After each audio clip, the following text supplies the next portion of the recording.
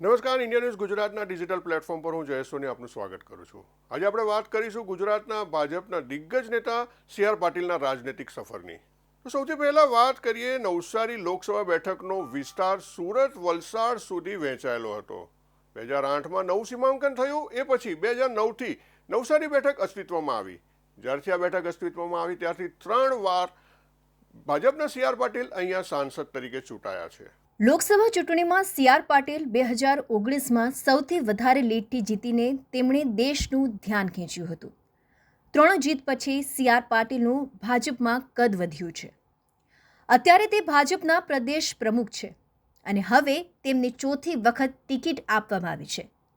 C R પાટીલની સામે કોંગ્રેસે પક્ષના નેતા નૈસદ દેસાઈને મેદાનમાં ઉતાર્યા છે.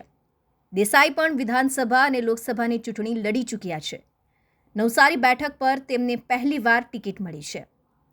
સતત 4થી વાર વડાપ્રધાન નરેન્દ્ર મોદીએ નવસારી બેઠક માટે સી આર પાટીલ પર ભરોસો મૂક્યો છે. નવસારી બેઠક પર છેલ્લા 3 ટર્મથી સાંસદ છે. 2014 અને 2019માં તે સૌથી વધુ માર્જિનથી જીતી હોવાને કારણે તેઓ રાષ્ટ્રીય કક્ષા પર લોકોની નજરે આવ્યા હતા. ત્યારબાદ વડાપ્રધાન નરેન્દ્ર મોદીએ તેમને ગુજરાતના પ્રદેશ પ્રમુખ બનાવ્યા. 2019માં તેમણે 6,68,668 મતોના વિક્રમી માર્જિન સાથે ચૂંટણી જીતી હતી, જે ચૂંટણી ઇતિહાસમાં બીજા ક્રમનું સૌથી વધુ માર્જિન હતું. 2014માં તેઓ 5,58,116 મતોના વિક્રમી માર્જિનથી ચૂંટાયા હતા, જે સમગ્ર ભારતમાં ત્રીજા સૌથી વધુ મતો મેળવનાર ઉમેદવાર હતા. સી આર પાટીલના જીવન વિશે વધુ વાત કરીએ તો તેમનો જન્મ મહારાષ્ટ્રના જલગાંવ ખાતે ખૂબ જ સામાન્ય પરિવારમાં થયો હતો અને એક સામાન્ય વ્યક્તિ આજે દેશના રાજકારણમાં ભાજપાના ખૂબ ઉચ્ચ પદ સુધીની સફર પર એક નજર કરીએ. સી આર પાટીલનું આખું નામ ચંદ્રકાંત પાટીલ છે. એમનો જન્મ એકદમ સામાન્ય પરિવારના રઘુનાથજી પાટીલ અને સરુબાઈ પાટીલના ઘરે 16 માર્ચ 1955ના રોજ મહારાષ્ટ્રના જલગાંવ નજીક એદલાબાદના પિંપરી અકારાઉત ખાતે થયો હતો. પાટીલે પ્રાથમિક શિક્ષણ મહારાષ્ટ્રમાં લીધું અને આગળના અભ્યાસ માટે દક્ષિણ ગુજરાત આવ્યા. શિક્ષણ દક્ષિણ ગુજરાતમાં અલગ અલગ વિવિધ સ્થળે એમણે શિક્ષણ મેળવ્યું. છેલ્લે સુરતની ITIમાં અભ્યાસ કર્યો હતો.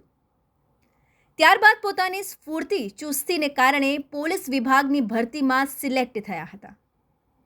પોલીસમાં રહીને અન્યાય સામે અવાજ ઉઠાવ્યો ને આ રીતે તેઓ ગુજરાતના રાજકારણમાં આવ્યા. અત્યારે સી આર પાટીલ ગુજરાત ભાજપના પ્રદેશ પ્રમુખ છે. કોંગ્રેસીઓને ભાજપમાં લાવીને ઓપરેશન લોટસ કરવામાં માહિર છે. વર્ષ 1975માં પિતા અને અનેક લોકોને જોઈને પાટીલ ગુજરાત પોલીસમાં જોડાયા હતા. સરકારી નોકરીમાં તેમની અંદર રહેલા નેતૃત્વ અને સંગઠનના ગુણના કારણે અનેક સંઘર્ષ અને તકલીફોનો સામનો કરવો પડ્યો હતો. સી આર પાટીલ ખાસ કરીને પોલીસ વિભાગને સંગઠિત કરવા માટે બનાવવામાં આવેલા યુનિયન માટે પણ જાણીતા છે. પોલીસની નોકરી કરતા લોકોનું કોઈ સંગઠન હતું નહીં. પોલીસની નોકરી કરતા લોકોના પ્રશ્નો કોઈ ઉજાગર કરતું નહીં. એ મુદ્દો લઈને સી આર પાટીલે 1984માં પોલીસ કર્મચારીઓનું યુનિયન બનાવવાનો પ્રયત્ન કર્યો. પોલીસના ઉચ્ચ અધિકારીઓ અને સરકારને આ ગમ્યું નહીં અને સી આર પાટીલ સામે સસ્પેન્શનનો કોરડો વીંઝ્યો. પોતાના સહ પોલીસ કર્મીની ભલાઈ માટે અને તેમને થતા અન્યાય સામે અવાજ ઉઠાવતા તેમણે પોતાની સરકારી નોકરી છોડી દીધી અને સંઘર્ષનો માર્ગ લીધો. સુરતમાં પોતાનું યુનિયન બનાવવાની કોશિશ કરનારા કર્મચારીઓમાં સી આર પાટીલ પણ હતા. તેના કારણે બીજી વાર સસ્પેન્ડ થયેલા અને એ પછી રાજીનામું આપી દીધું. 1989માં તેઓ રાજકારણમાં આવી ગયા હતા અને સુરતમાં કાશીરામ રાણા સાથે કામ કરતા રહ્યા હતા. ભાજપનો ઉદય થવાની એ શરૂઆત હતી.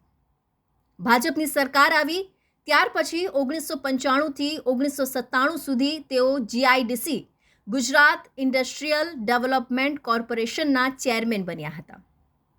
1998થી 2000 GACLના ચેરમેન હતા. સુરતના અને ગુજરાતના કારખાનેદારો અને ઉદ્યોગપતિઓ સાથે ઘરોબો આ રીતે જૂનો છે. એક સારા ફંડ મેનેજર તરીકે પણ તેઓ પક્ષમાં હંમેશા જાણીતા રહ્યા છે. સુરત ભાજપના કોષાધ્યક્ષ તરીકે પણ 5 વર્ષ રહી ચૂક્યા છે. ઉદ્યોગપતિઓ સાથે કામ કરવામાંથી કદાચ તેઓ મેનેજમેન્ટ પણ શીખ્યા છે. તેઓ પોતે પણ સારા ઉદ્યોગપતિ બન્યા છે. તેમનું સાંસદ તરીકેનું કાર્યાલય કોર્પોરેટ ઓફિસની જેમ ચાલે છે અને કોઈ કંપનીને મળે એવી રીતનું ISO સર્ટિફિકેટ મળેલું છે. દરેક મુલાકાતીની નોંધ થાય છે, ફરિયાદની નોંધ થાય છે, તેનું ટ્રેકિંગ થાય છે. CR પાટીલની રાજકીય કારકિર્દીની વાત કરીએ તો તેઓ 1989થી સક્રિય રાજકારણી બની ગયા હતા, પરંતુ તેઓ પહેલીવાર લોકસભાની ચૂંટણી 2009માં લડ્યા હતા અને જીત મેળવી હતી. એ રીતે તેઓ અત્યાર સુધી સુરત લોકસભામાંથી અલગ થઈને નવી અસ્તિત્વમાં આવેલી નવસારી લોકસભા બેઠક પર સતત 3 વાર જીતી ચૂક્યા છે. જોઈએ એમની રાજકીય સફર. લોકસભા ચૂંટણીમાં CR પાટીલની 3 ટર્મની વાત કરીએ તો 2009માં કોંગ્રેસે પાટીલ સામે પ્રાંતીય ઉમેદવાર ધનસુખ રાજપૂતને મેદાનમાં ઉતાર્યા હતા. રાજપૂતને 2,90,000 મત મળ્યા હતા, તો પાટીલને 4,23,000 મત મળ્યા હતા. 2014ની લોકસભા ચૂંટણીમાં કોંગ્રેસે મુસ્લિમ ચહેરા મકસૂદ મિર્ઝાને તેના ઉમેદવાર તરીકે ઉતાર્યા હતા, જેમને પાટીલ સામે 2,62,000 મત મળ્યા હતા અને પાટીલને 8,20,000 મત મળ્યા હતા. 2019ની લોકસભા ચૂંટણીમાં કોંગ્રેસે કોડી પટેલ ઉમેદવારને પાટીલ સામે મેદાનમાં ઉતાર્યા હતા. ધર્મેશ પટેલને 2,83,000 મત મળ્યા હતા. તેની સામે પાટીલને 9,72,000 મત મળ્યા હતા. આ લોકસભા ચૂંટણીમાં 22,13,000 મતદારો નવસારી લોકસભા બેઠક પર નોંધાયા છે. નવસારીમાં 22 રાજ્યના લોકો મતદાર હોવાથી નવસારી બેઠકને મિની ભારત કહેવામાં આવે છે. અહીં સુરતના 60 અને નવસારીના 40% મતદારોનો સમાવેશ થાય છે. પરપ્રાંતથી આવીને વસેલા લોકોની સંખ્યા જ 12 લાખની છે. કોડી પટેલ મતદારોની સંખ્યા 3 લાખ જેટલી છે, જે બાદ મહારાષ્ટ્રીયન મતદારો છે. આ બેઠક જ્યારથી અસ્તિત્વમાં આવી ત્યારથી જ ભાજપનો દબદબો રહ્યો છે. 2019માં ભાજપે નવસારીની બેઠક પર ઇતિહાસ રચ્યો હતો. 6,89,000 મતોની લીડ સાથે ગુજરાત જ નહીં, સમગ્ર દેશમાં CR પાટીલે ડંકો વગાડ્યો હતો. ત્યારે આ વખતે પણ ભાજપ પોતાની લીડને ટકાવી રાખવા માટે તૈયાર છે. ભલે પોતે CR પાટીલ નવસારીમાં પ્રચાર ન કરી રહ્યા હોય, પરંતુ ભાજપના નેતાઓ હાલ નવસારીના મિશનમાં લાગ્યા છે. CR પાટીલ હાલ ભાજપાના ચાણક્ય અમિત શાહ બાદ બીજા નંબરે ચૂંટણી રણનીતિ માટે ચાણક્ય કહેવાય છે. માત્ર ગુજરાત જ નહીં, પરંતુ અન્ય રાજ્યોમાં પણ જ્યાં ભાજપ કમજોર હતું યા તો જ્યાં અસ્તિત્વમાં જ ન હતું, એવી જગ્યાએ પણ પાટીલે પોતાની રણનીતિ દ્વારા ભાજપના ઉમેદવારોને જીતનો સ્વાદ ચખાડ્યો હતો. CR પાટીલને ઇલેક્શન સ્પેશિયાલિસ્ટ એટલા માટે માનવામાં આવે છે કેમ કે તે કપરા સંજોગોમાં ભાજપના ઉમેદવારો કેવી રીતે જીતી શકે તેનું માઇક્રો પ્લાનિંગ કરે છે અને એ રીતે પ્રચાર પ્રસારની વ્યૂહરચના ઘડી કાઢે છે. કર્ણાટક વિધાનસભાની ચૂંટણીમાં અગાઉ ભાજપ ક્યારેય જીત્યું ન હતું એવા ક્ષેત્રની વિધાનસભા બેઠકોની જવાબદારી ઉપાડીને CR પાટીલે ભાજપના ઉમેદવારો વિજયી બને તે માટેનું નેટવર્ક ગોઠવ્યું હતું.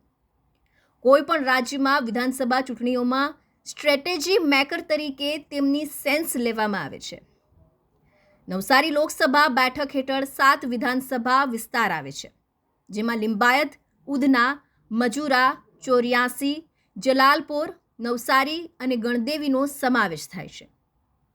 2022માં વિધાનસભાની ચૂંટણી થઈ ત્યારે આ 7 વિધાનસભા મળીને ભાજપને કુલ 9,03,000 મત મળ્યા હતા, જ્યારે કોંગ્રેસને 1,98,000 કુલ મત મળ્યા હતા, તો આમ આદમી પાર્ટીને 1,92,000 મત મળ્યા હતા.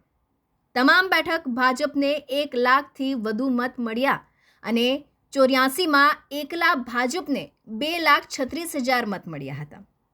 આમાં પોતાની રણનીતિ અને કુનેહપૂર્વક કરેલા માઇક્રો પ્લાનિંગને કારણે ગત વિધાનસભા ચૂંટણીમાં 156 બેઠકો જીતવામાં સફળ રહ્યા હતા અને ચૂંટણીમાં વોટિંગ પહેલાં એમને આત્મવિશ્વાસથી કહી પણ દીધું હતું કે ગુજરાત વિધાનસભા ચૂંટણીમાં 150થી વધુ બેઠકો ભાજપા જીતશે અને એમનું પ્લાનિંગ અને મહેનતથી ભાજપ આ લક્ષ્યાંક હાંસિલ કરી શક્યું હતું. તો હવે વાત કરીએ કોંગ્રેસના ઉમેદવાર નૈસદ દેસાઈ કોણ છે. સ્વાતંત્ર્ય સેનાની પરિવારમાંથી આવતા નૈસદભાઈ દેસાઈ પણ રાજકારણમાં બહોળો અનુભવ ધરાવે છે. અનેક મહત્વપૂર્ણ જવાબદારી સંભાળી ચૂકેલા નૈસદ દેસાઈ વિશે આવો વધુ જાણીએ. નૈસદ દેસાઈ સ્વતંત્રતા સેનાની રહેલા પરિવારમાંથી આવે છે. શ્રમિકોના હક માટે તેઓ સતત લડતા આવ્યા છે. નૈસદ દેસાઈ કોંગ્રેસના વરિષ્ઠ પ્રવક્તા રહી ચૂક્યા છે. ઇન્ટુક પ્રેસિડેન્ટ તરીકે વર્ષો સુધી સેવારત રહ્યા છે. નૈસદ દેસાઈએ LLBનો અભ્યાસ કર્યો છે. તેમજ તેઓ સિન્ડિકેટ સભ્ય પણ રહી ચૂક્યા છે. Indian National Trade Union Congress ઇન્ટુકના તેઓ ગુજરાતના ચેરમેન રહી ચૂક્યા છે. પૂર્વ સુરત શહેર કોંગ્રેસના પ્રમુખ પણ રહી ચૂક્યા છે. નૈસદ દેસાઈ અગાઉ વિધાનસભા ચૂંટણીમાં પણ તેઓ કોંગ્રેસના ઉમેદવાર તરીકે ચૂંટણીની ટિકિટ મળી હતી. સુરત પશ્ચિમથી તેઓ ચૂંટણી લડ્યા હતા અને હારી ગયા હતા. 2014માં તેઓ સુરત લોકસભા બેઠક પરથી કોંગ્રેસના ઉમેદવાર રહ્યા હતા. તેઓની સામે ભાજપના દર્શના જરદોશ સામે ચૂંટણી લડ્યા હતા, જેમાં નૈસદ દેસાઈની હાર થઈ હતી. તે આ વખતની ચૂંટણીમાં મુંડન કરાવીને ગાંધીજી જેવો પહેરવેશ પહેરીને પ્રચારમાં નીકળ્યા હતા, એટલે ચર્ચામાં આવ્યા છે. ત્યારે આ વખતે પણ તેઓએ ફરી એનું જ પુનરાવર્તન કર્યું છે અને મુંડન કરાવી ચૂંટણીનું મતદાન થાય ત્યાં સુધી ખાદી પહેરીને ગાંધીજીના પદચિહ્ન પર ચાલવાનો અને પ્રચાર કરવાનો પ્રણ એમણે લીધો છે. હાલાકી કોંગ્રેસ દ્વારા મોડે નવસારી લોકસભા બેઠક માટે ઉમેદવાર તરીકે નૈસદ દેસાઈનું નામ નક્કી કર્યું હતું અને ત્યારબાદ આ અંતિમ મહત્વ ધરાવી બેઠક પર કોંગ્રેસ સક્રિય જોવા મળી હતી. ત્યારે ફરી વાત એ જ છે કે નબળું સંગઠન અને કુનેહપૂર્વક ચૂંટણી રણનીતિનો અભાવ સહિત ઓછો સમયે કોંગ્રેસ માટે પડકાર આપતા CR પાટીલ સામે જીતવું લોડાના ચણા ચાવવા બરાબર છે. નવસારી લોકસભા બેઠક જ્યારથી અસ્તિત્વમાં આવી ત્યારથી આ બેઠક પર ક્યારેય 70% મતદાન થયું નથી અને સાથે જ આ બેઠક પર મતદારોની સંખ્યા દર વખતે વધતી રહી છે. અન્ય પ્રદેશોમાંથી આવતા પરપ્રાંતીય લોકો આ લોકસભા વિસ્તારમાં આવેલા ઔદ્યોગિક એકમોમાં રોજગારી મેળવી અહીંના મતદાર બને છે. લોકસભા ચૂંટણીમાં છેલ્લી 3 લોકસભા ટર્મની વાત કરીએ તો નવસારી બેઠક પર 2009માં 47%, 2014માં 66% અને 2019માં 66% મતદાન થયું હતું. એટલે 2014 અને 2019માં સરખું મતદાન થયું હતું. આ વખતે મતદાન વધવાની સંભાવના છે. 2019ના વર્ષથી અત્યાર સુધીમાં સંસદ ભવનના 273 દિવસના કાર્યકાળ દરમિયાન CR પાટીલ 201 દિવસ હાજર રહ્યા હતા અને તેમણે સંસદમાં 114 પ્રશ્નો પૂછ્યા છે. તેમને સંસદ તરીકે લોક કાર્યો માટે 17 કરોડનું ભંડોળ મળે તો પણ તેમને 5 વર્ષમાં 9.5 કરોડનું ભંડોળ વાપર્યું છે. આમ સતત લોક સંપર્કમાં રહેલા અને લોકોના પ્રશ્નને સદનમાં ઉપાડી એનું નિવારણ લાવવાના પ્રયાસ કર્યા હોવાને લીધે એમની લોકચાહના ગત 2019 કરતાં અનેક ગણી વધી ચૂકી છે.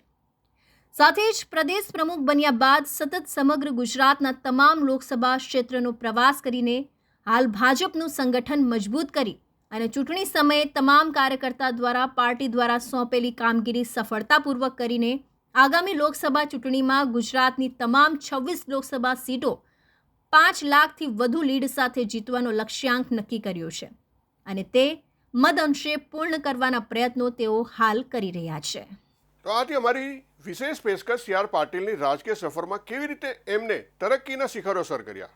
આવા જ બીજા સમાચારો સાથે ફરી મળીશું. ત્યાં સુધી તમે જોતા રહો ઇન્ડિયા ન્યૂઝ ગુજરાત. નમસ્કાર.